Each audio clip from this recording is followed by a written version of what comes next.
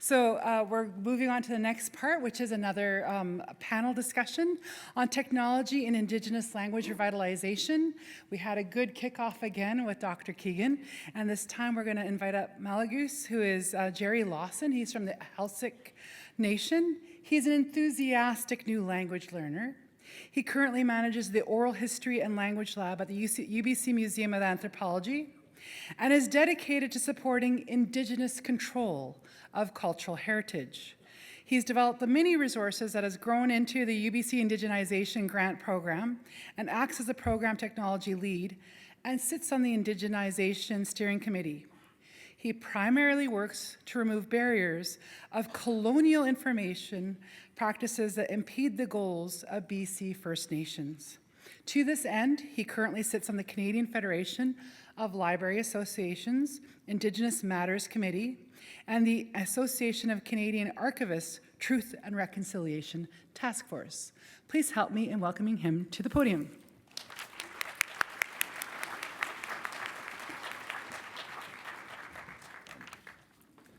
Thank you. One very quick correction. We lovingly call it indigenization. We can't actually take credit for indigenizing everything. I do want to start with a quick land acknowledgement that it would feel very strange to not to. And I want to acknowledge the Lekwungen-speaking peoples whose traditional territory we're currently on, and the Songhees, Esquimalt, and Wasanic people whose relationship with the land continue to this day. And I promise I will get more relaxed.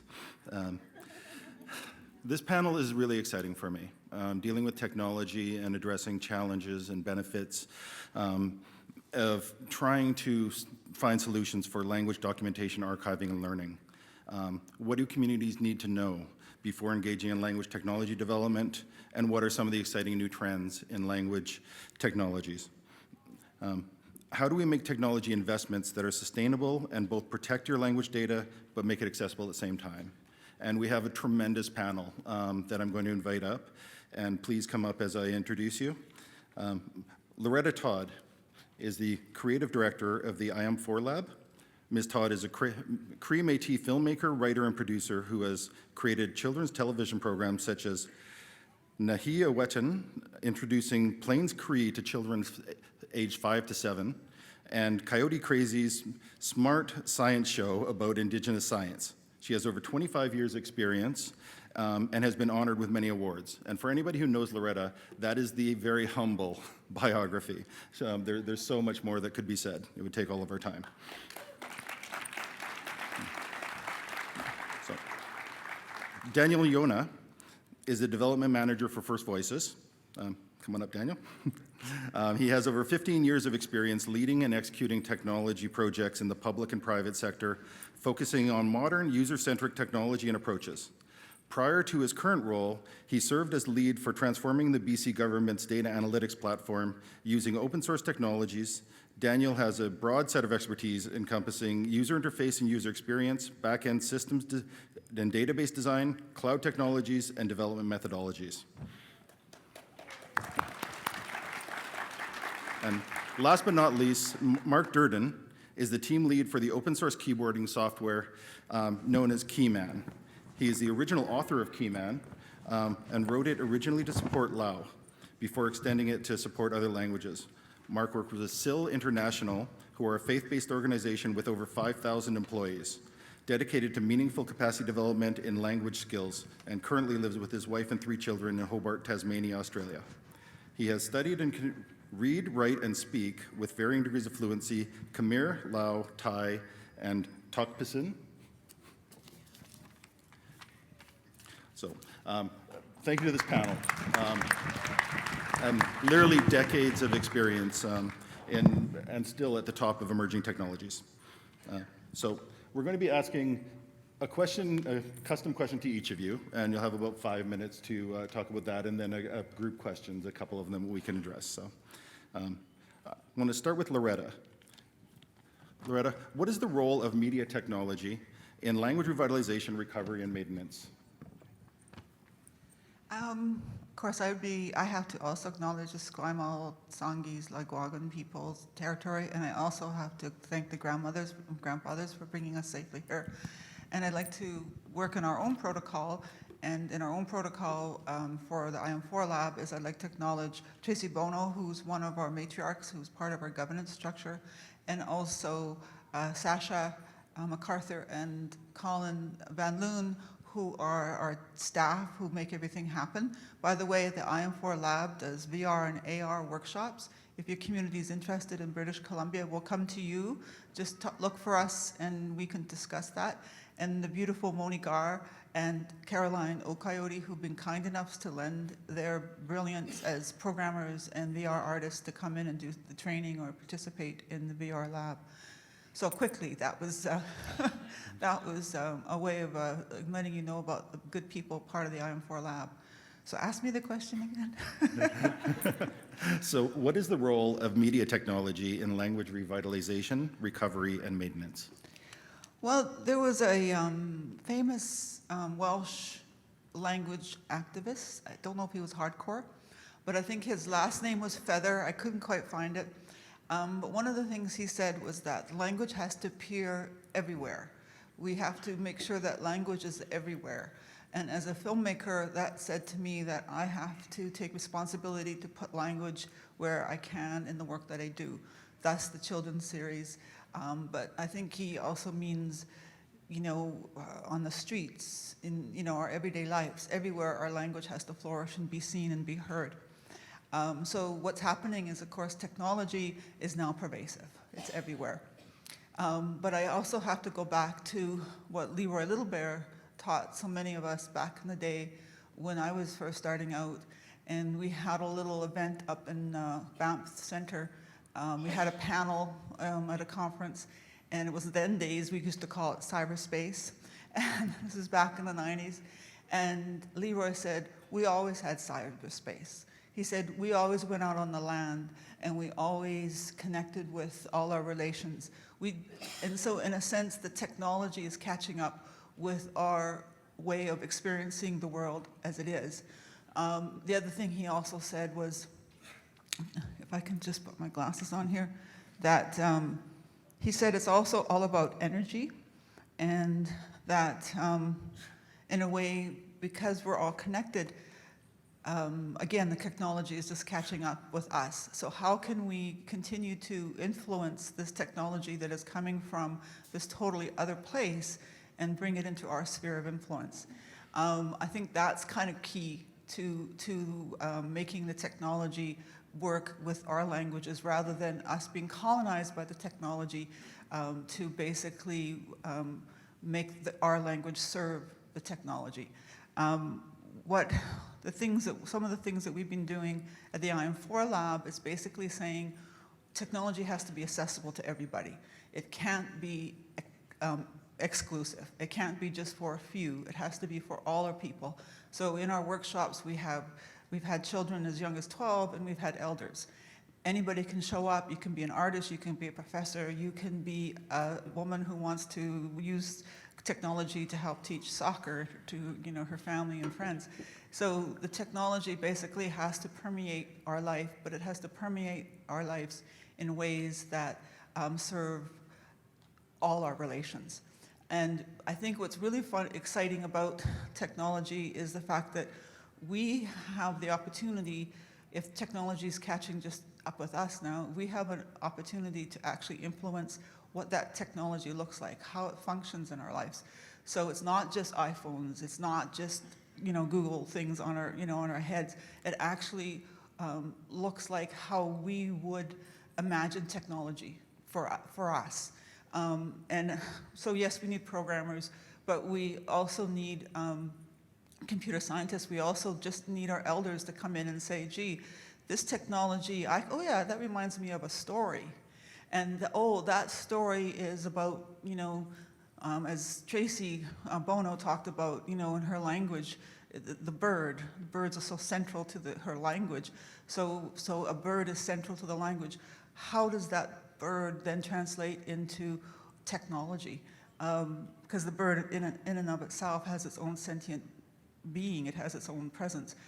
Can we, as Indigenous people, create technology that reflects our relationship to that bird, rather than just, oh, well, we're just going to put some words into, a form, and then it's going to, kind of be, come out, our language. So I think it's a very challenging time for us right now, but and I wish I could be more practical. We can give you the practical. We can talk to you, one-on-one about some of the things that we're actually doing in terms of training. We do apps. You can do anything now. But I think we really have to ensure that we indigenize and that we're bringing our own indigenization to that. And just very quickly, one of the things that I also wanted to mention was back in the day when we were doing this, we've been doing this work since the 90s. We did something called From Drum Beats to Drum Bites. And we had two men from the States, one fellow named George Baldwin and another John Go-To-Center. And at the time they were talking about how when we think about Indigenous rights, we think about the land and the water and the plants and what's under the ground. But he says we have to start thinking about the transmission of data, transmission of communications, the lines that go through our communities, the electrical lines, the fiber optics, the things that are bringing the data, bringing the technology. He says we have to control that. Those two fellows back then in the 90s were saying we have to control that. And we have to, but I think not only do we have to control it, we have to make them reflect who we are. So do we have our own fiber optic systems? Do we have another kind of technology or another kind of inventiveness that maybe we use communication systems using water? I mean, what is it that, how can we be the brilliant genius inventors that we are, that the Creator endowed us with? So I think that's when we think about when we're negotiating over land rights and our own sovereignty, those are one of the critical things that we have to think about, so that when we use this technology, as the keynote talked about in terms of data, we're also talking about the means through which the data is flowing, so that we control that as well. And then I wanted to all just add that one of the things that's also happening, the next level, the algorithms, if you like, the artificial intelligence, how do we, Dr. Jason Lewis recently wrote an article he called Making Kinship with Machines. So what is, when we look at this technology, right now it's basically coming out of a Western way of looking at technology. How can we make kinship with machines? How do we have personal relationships with machines? How do we make the machines look like who we are? And if we talk about all our relations, can we have these personal relationships with these machines? I know it sounds kind of crazy, but if we're talking about computer languages, we're talking about algorithms, that's where we have to get to that core, to that center, to be able to actually influence how the technology serves us. And we can bring, right now, the AI and those technologies are based on a Western way of looking at the world. If we're talking about reciprocity, if we're talking about kindness and those other kinds of values that we believe in, can we make AI serve reciprocity and serve kindness? And what does that look like in terms of how those machines interact with us and how we interact with those machines? I know it all sounds very abstract, but nonetheless, it's something that we right now we can start doing, and we are the filmmakers, we're the storytellers, in terms of these technologies. We're there to serve you. We're basically here to serve you. We don't think we have the answers, and certainly VR and other technologies aren't the answer, but we're here to serve you. So what you feel needs to happen in your communities with respect to these technologies, turn to the filmmakers, turn to the people working in radio or working in what computers, whatever, turn to them, and we're here to serve you, and just let us know what you imagine. And if you're imagining it, then we will basically help design it for you. I think that's really key and critical to this process. And my 5 minutes just about. Okay. And the other thing, I think we have to develop relationships with people who are also very suspicious of what's going on with this technology, and I think that's sort of the next phase, which I could answer in my next question. Yeah, very good. So, thanks. Okay, we'll take a moment to applaud that answer. And I want to draw just a very quick attention to talking about not being colonized by technology and colonized by data, and then talking about a kinship with technology. And I mean, I think that's how you don't become colonized by it, is to make it reflect you, but also figure out how you relate to it. So thank you. And so moving on, Marc. In developing Keyman, and it's a keyboard that my own community used, I think, even in the 90s. So you've done this for many, many years, developing keyboards for marginalized languages. What does access to this technology mean to the communities and language champions you are working with around the globe?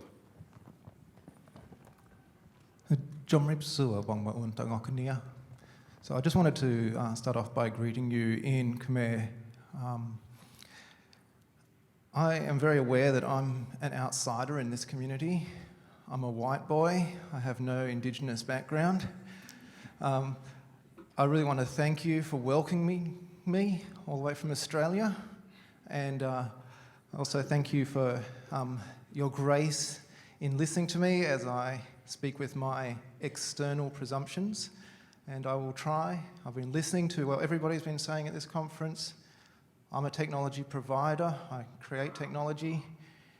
I'm really listening to what you say about colonization in technology and trying to take that on board. So thank you for listening to me.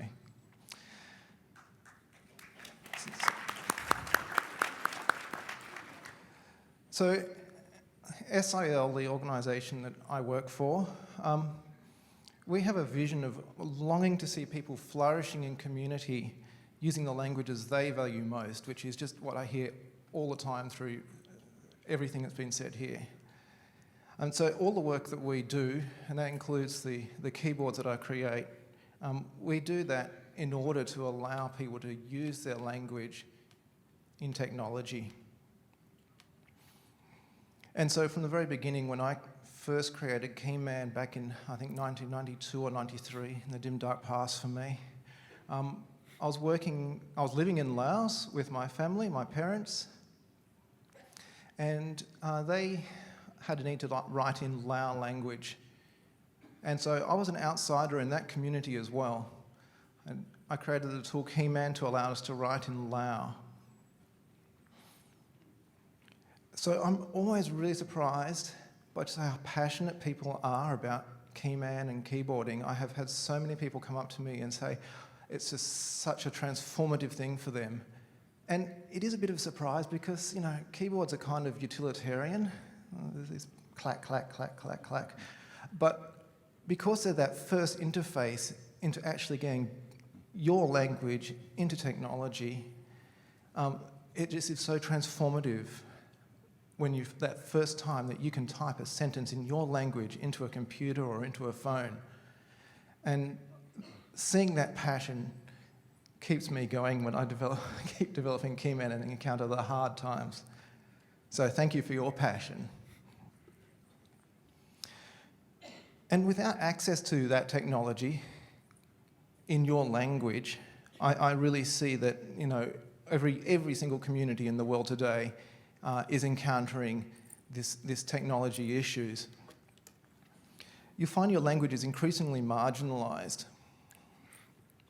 And the young people of the community, they're the ones who pick up the technology first. And if they're not able to use their language when they're typing on their new device, they're going to type in another language. They're not going to stop using the device. And that's why it's imperative that we keep on providing those tools to allow people to type in their language from an early stage. I also see, as our communities are spread throughout the world and diaspora, technology is how we communicate back to our communities. And again, if the people in diaspora are unable to use that technology to communicate in their language, they're going to end up either losing contact with their home, or they're going to lose contact with their language, both of which are a tragedy. And I've been working now nearly 30 years in doing language technology, and I've made a lot of mistakes, and I keep on making mistakes. And I see the big companies keep on making mistakes, and we will keep on making mistakes. The journey hasn't ended. It's not over. It's not all a disaster. We can keep on building on from where we've got to now. And I hope that we all keep working together. I hope that I can keep on serving your communities, creating language keyboards, doing other things, and being alongside you, even if I'm not one of you. Thank you.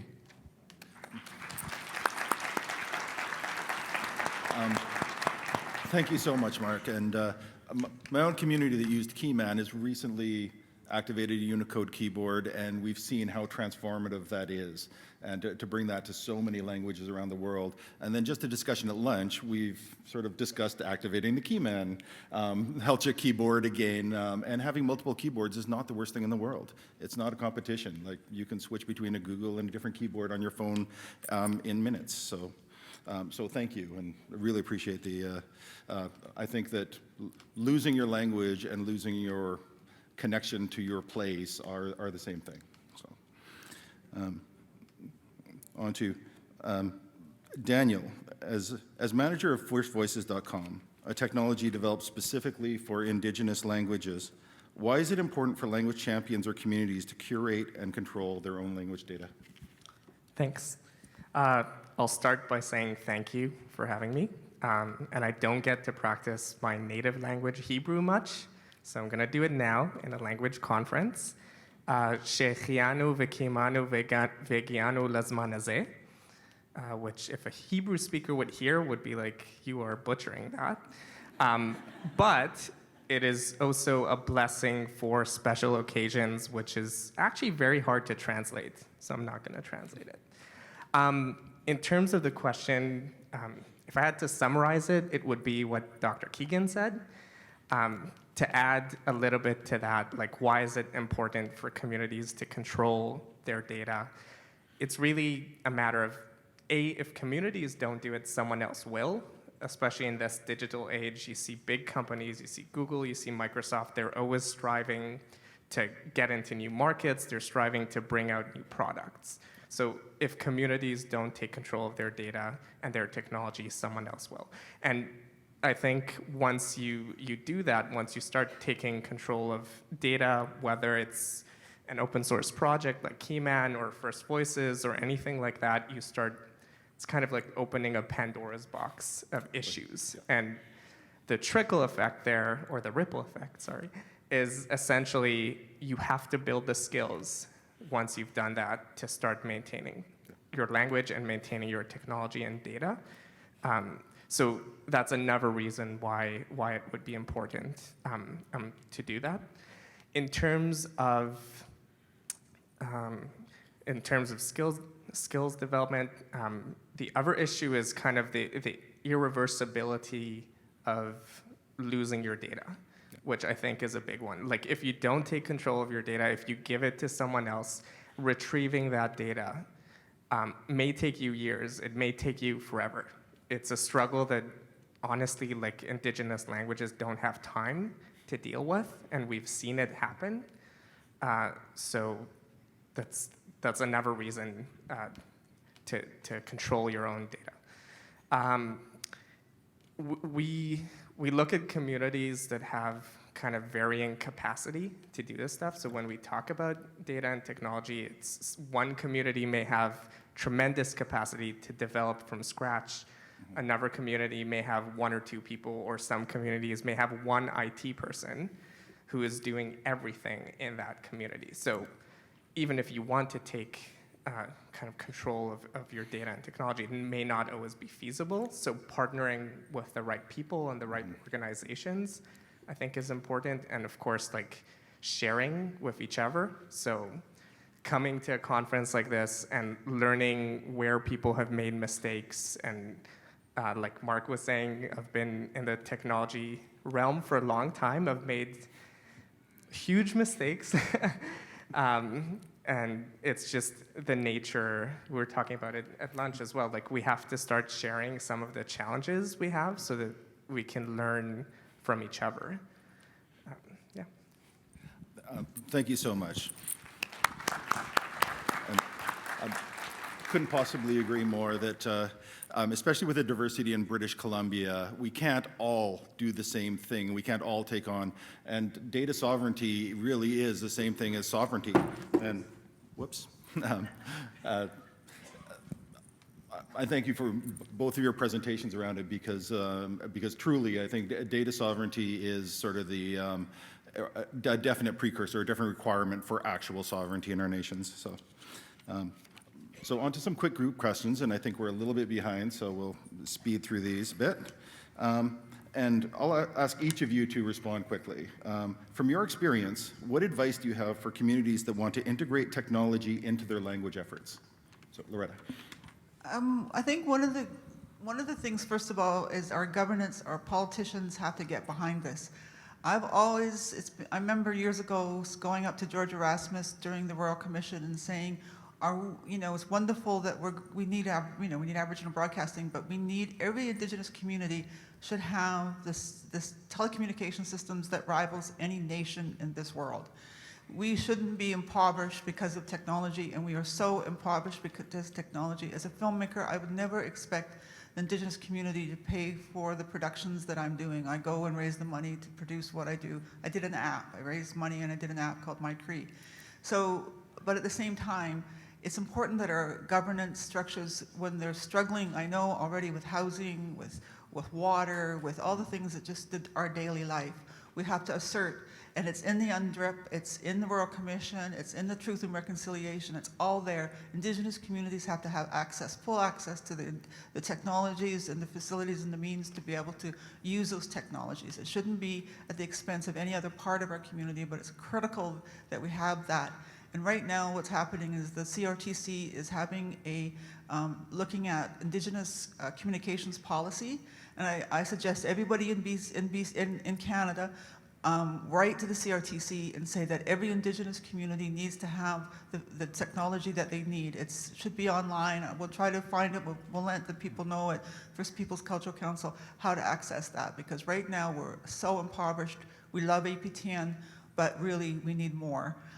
So in terms of the communities, almost all our kids, even in the communities that don't have broadband, we need more broadband. Most people have smartphones. There's so much you can do with smartphones right now. You can do VR, you can do apps, but I mean, I think, and our elders do, and one of the beautiful things, Ethel Gardner was here, I know one of the things they did back in the day was do a program where elders would be able to be available online to be able to speak to people who were motivated to learn. There were some ladies here from Saskatchewan from Circle of Languages, and they've done the same thing, Joan Grey Eyes and Charlotte, where they've set up a website where there's elders who will make available themselves for time to be able to talk to you, to be able to speak to you in the language. So I think we need to make it every day, make it as every day as we can. So it doesn't just become us big shot filmmakers coming in and saying, we'll give you a VR workshop. It's something that is every day through the technology that we're using already in our lives, the smartphones, the computers, the things that we are sort of making sense of right now. But activate so we can get those, these companies like TELUS, SఱÁL, Rogers, they're getting access to be able to broadcast to us, to be able to allow us to text, to allow us to use the internet. They get that for free, and they make billions of dollars off this country. And we need to be able to also make sure they're diverting some of those funds to us, because we own those airwaves. Those are ours. That's as much part of our sovereignty as the land and the water and resource. So we got to make sure that when they're getting that for nothing, that we're getting some of that back.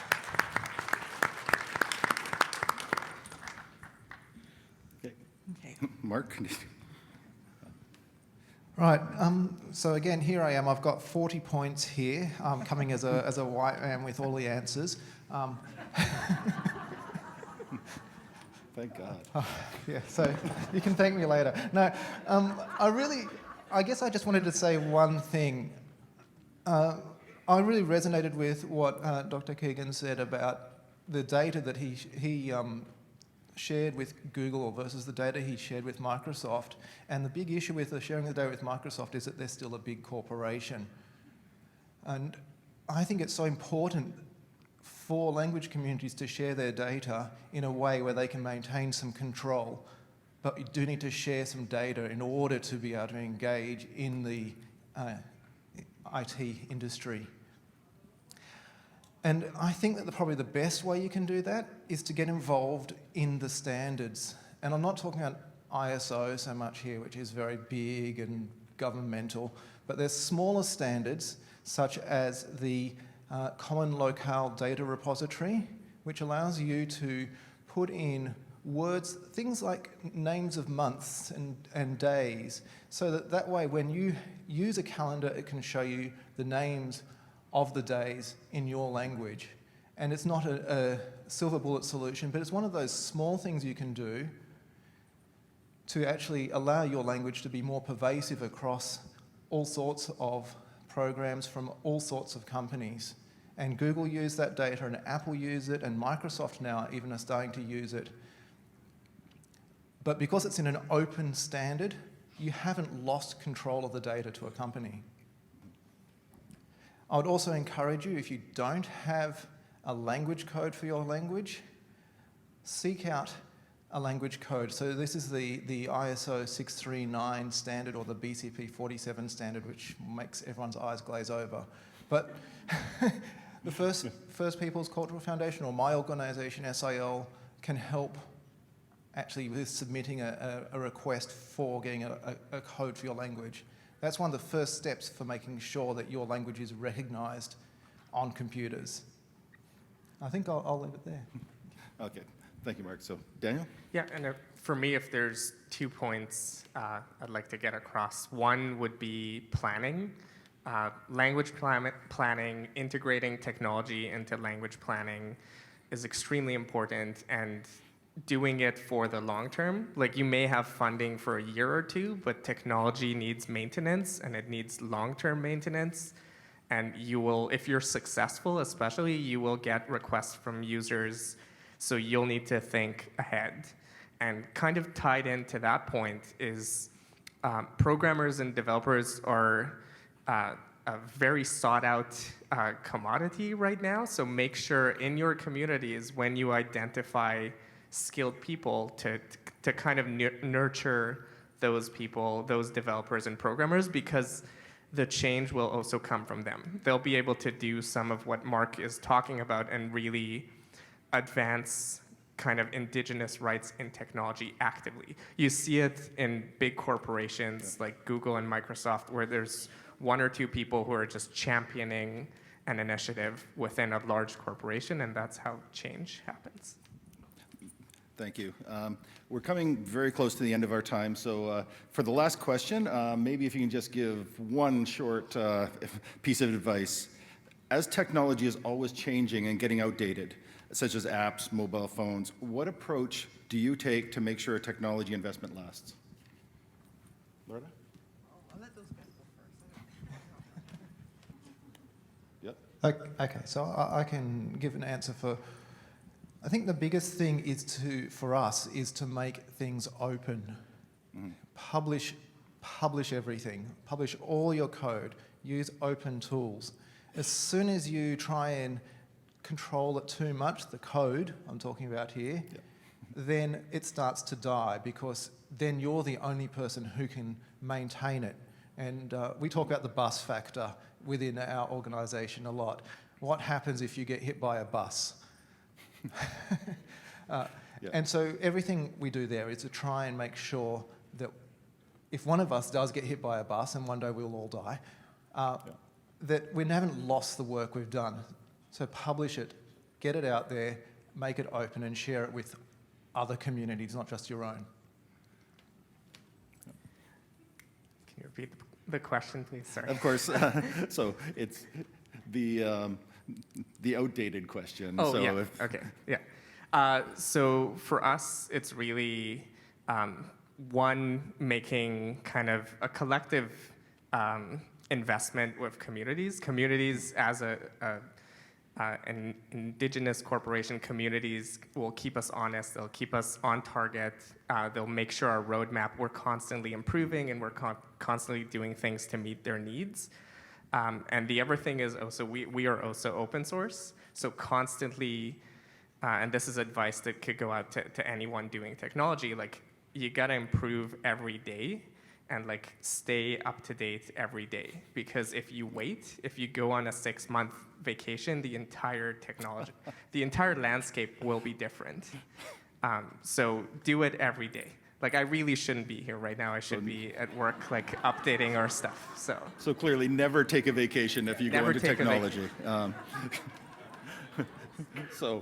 So massive budget and never take vacation. Excellent. So I want to thank you so much. You're good now? I Okay. do. I just want to think We're about back? it. Okay. I think it all has to be speaker-centric. So, and I again go back to the ladies from Saskatchewan who were very lucky to get these amazing tapes. Didn't matter what technology they were. They said some of them were beta, some of them were reel-to-reel, some of them were VHS, and they were very lucky with the late Tyrone Tatusis was able to gift them to them, and they digitized them, and they've made them available online and through other sources to the community. So I think don't really worry about it. I think right now, just if your speakers want to be recorded, record your speakers. Make it as immersive as possible. Make every story possible that they can possibly like to share, and make that experience not just one-sided, but as if it's, exchanged with family, with community, with people. Take them out to wherever they want to go, record wherever you can, so that, those things are so valuable, those so important, and the technology will just be able to keep up. We'll just change it. We'll find a way. But what was most important is that the speakers, the learners, that they have, that the means to there is there. And I think the other thing is too is I think our kids, our children, already very technically savvy, is to invest more and more in our children to be able to imagine what they would like to do with the technology. So I think they're already coming up with ways of interfacing with one another. They're already doing live Instagram, themselves with one another. And even if they don't have broadband, I know kids are already doing that. So why aren't they doing it with the elders? So let them do live Instagram, or something. But I also have to say there was a group of people in Northern KNET, the people in Northern Ontario. They created their own Facebook because they didn't want their families and kids on Facebook.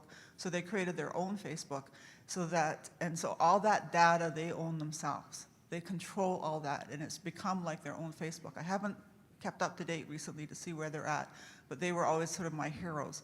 So again, I think that's sort of important to all of us. There's something called SÄÁL.